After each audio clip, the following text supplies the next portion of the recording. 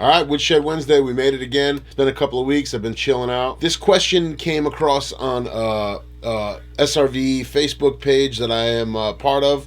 And I kind of take it as an honor or a compliment to get asked some questions about Stevie. But this one was the tone of Tin Pan Alley. And I'd done a previous video on Tin Pan Alley, just about a couple of licks from it, and I kind of talked about the setup there. But in that song especially, most people are focusing on the gear. They think it's the dumble, it's the this, it's the that. Really, guys, if you watch Stevie transition from, say, Mary Had a Little Lamb, then he would play Tin Pan Alley, then he would play, Cold Shot or something like that, he's not going to the amp and re-EQing it. Really, what a lot of people don't grasp is the secret is, what a lot of people don't look at is what's going on in the right hand, okay? There are some things you can do to set the guitar up differently. Maybe if you had a brighter guitar, and if you notice in those videos of Stevie playing Tin Pan Alley later on, he would always use the Charlie Strat, that had the lipstick pickups in it, and it was a little brighter, a different wiring scheme, and a different characteristic. That's not necessarily the crux of what gives you that tone. I really tend to, when I watch Stevie, I focus on what his right hand is doing. As sophisticated as he was here with his left hand, that's kind of stuff that can get deciphered. I think that a lot of Stevie's little nuances lay right here in the right hand and the way he would approach it. So the first thing I would do if I was hunting for that stuff, is I would plug myself into, something of a blackface amp. You kind of get that. Doesn't have to be a Fender amp, but you want that nice splashy reverb, and you want that high end to come through.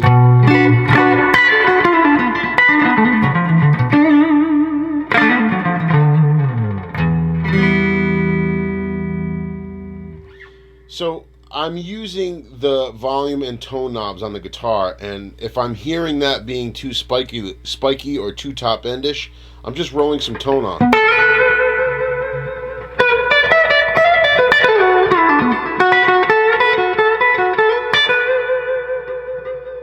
Hey guys, so the camera died while I was filming, so I had to switch to my phone. But the amp in question that I was using is a 68 Super Reverb. It was modified by Tommy Cougar to just have a little bit more extra treble, a tighter bass, and the reverb tank has been modified to be a little extra splashy. So that's all I was really explaining in the rest of the clip until it got deleted. But after I explained the amp, which is right there behind me, after I explain the amp, I go into the guitar and kind of how I want to use it, or what pickups I'm looking for, what pickup selection I'm looking for. So this is going to fade right into that. Sorry, I didn't want to just shit can the video. I just figured I'd keep it going and give you something. Peace. Sorry guys, the camera battery died. So I was talking about pickup position, okay? This is my 59 Strat, and it's still equipped with three-way switch, so I have to kind of carefully jockey it in between, so you have the neck here.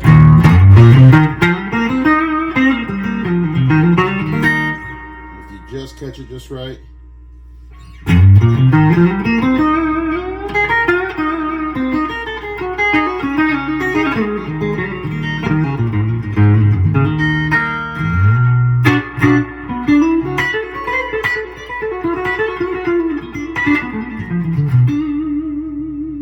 That's more of that quintessential Stevie stuff especially when he's playing something like Lenny.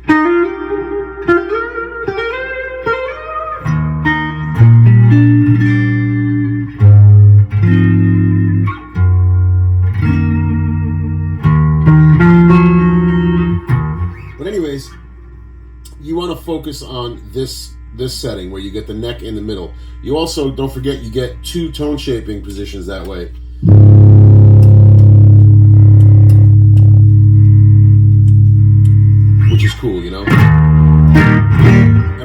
also hear him play in the middle and bridge position too.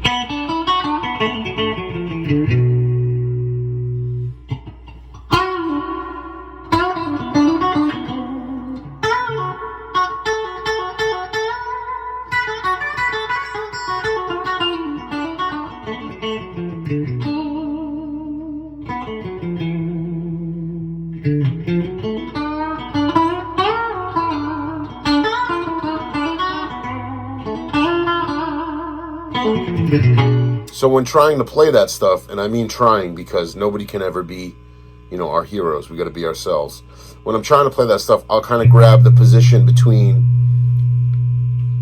I'll grab the position that shares the neck and middle, and that really kind of accentuates what's going on there. That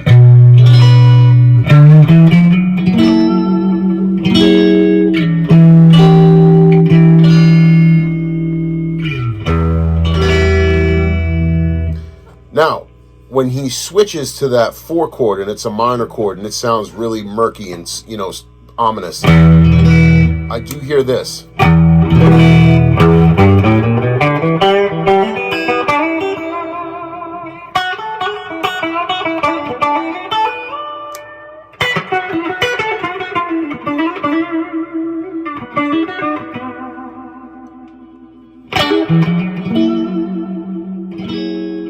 So I'm not necessarily talking about how he's switching the pickups, but I do hear him kind of use the middle a little bit, especially when he's like Now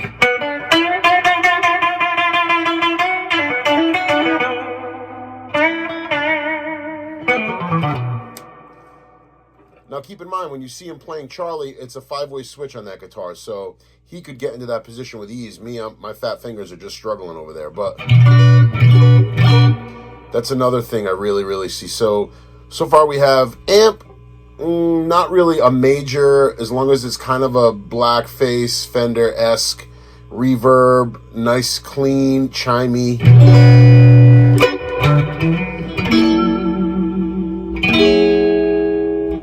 So, you know, that's regarding the amp. And then the pickup position, I really like what's going on in the in-betweens, and you can hear it all over that, you know.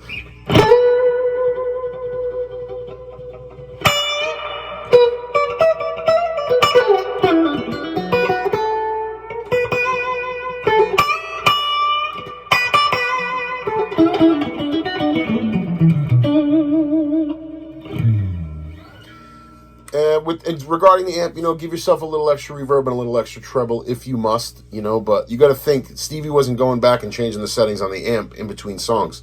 He was just, you know, adapting. My biggest tone tip that will help with that song: go very easy with the right hand. That's all Tin Pan Alley all day long. Even songs, you know, Lenny is very gentle and sweet when it wants to be. Riviera Paradise is a lot like that too. All those beautiful,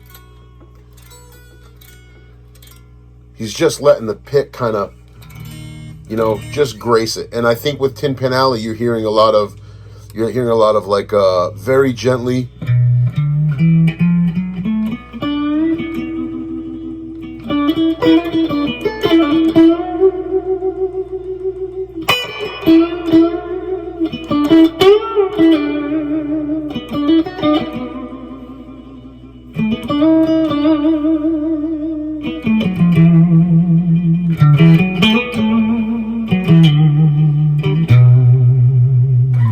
You're just hearing a lot of that gentle stuff, even with like some of the lead playing when you know, he kind of uses his finger to.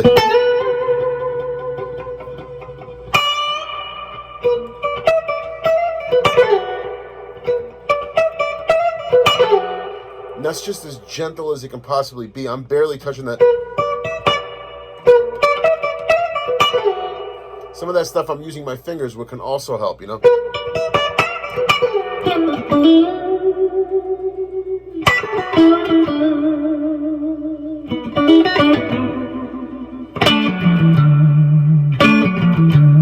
And when you go a little harder, that part that you're playing a little harder on is obviously going to jump out.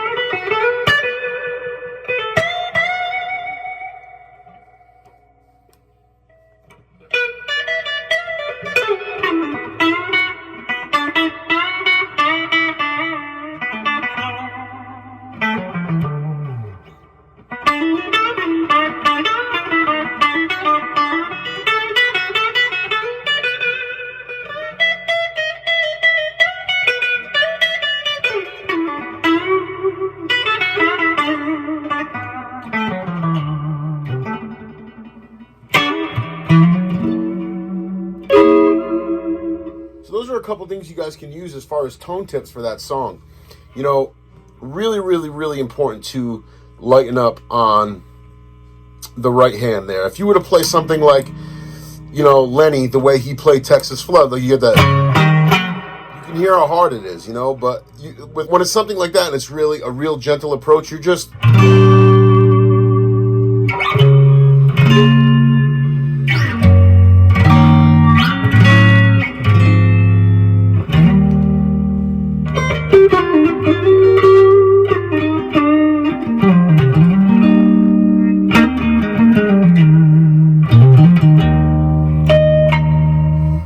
And especially with something like Tin Pan Alley, especially when he's into those really, the band's really low and he's...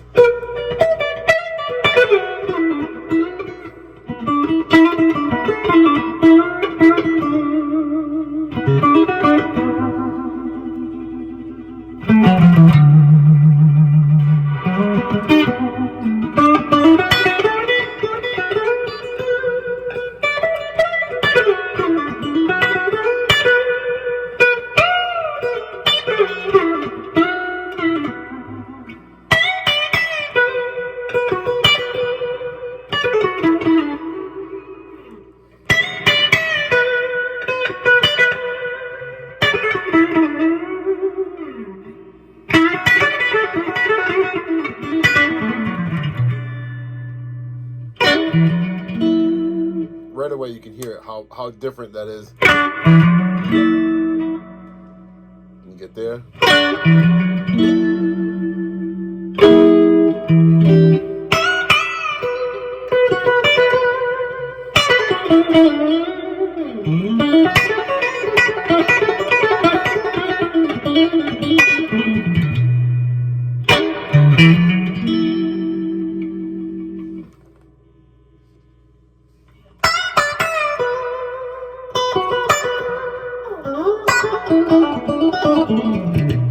Not so much there, you know, but I at times it can be there, you know.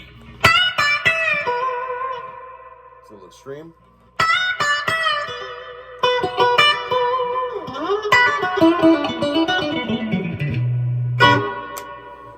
And you know, even when he's doing the big, yeah, you know, he's giving you a visual there, but if you listen and hear what's going on there, you know, you got to think there's a microphone right in front of that guy, and you could hear him plucking the strings when he's... Right? But he's just gliding over those.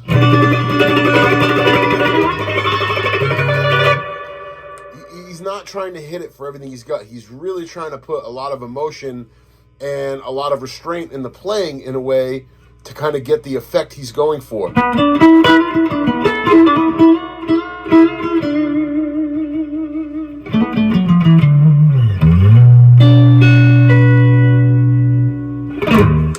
Some recommended listening to really, really see that stuff in action. Check out the Live in Tokyo 85, of course, the Montreux gig. You know, and focus on what his right hand is doing. You know, guys like Chris Duarte with a song called Shiloh really, really accentuated what's going on there. Philip Sace with As the Years Gone Passing By, a great cover he's done. These are all things that I think that, you know, players absorb from each other and kind of adapt. And you can really hear some of those clues. So don't necessarily think it's in a pedal that's doing that, because no pedal can create that beautiful, natural Fender sound. You know, just basically gliding through the pickup positions and finding what works. You know, there's a lot of tone in the knobs on the guitar and the pickup selector. You just have to be the one to find it.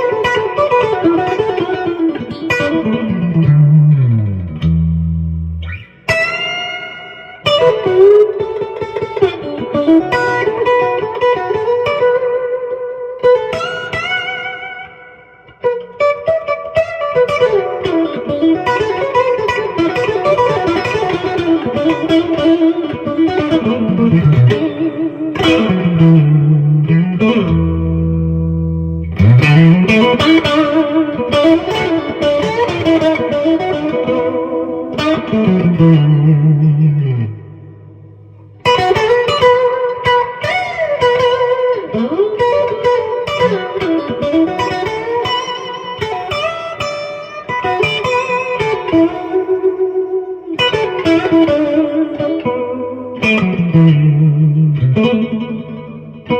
you.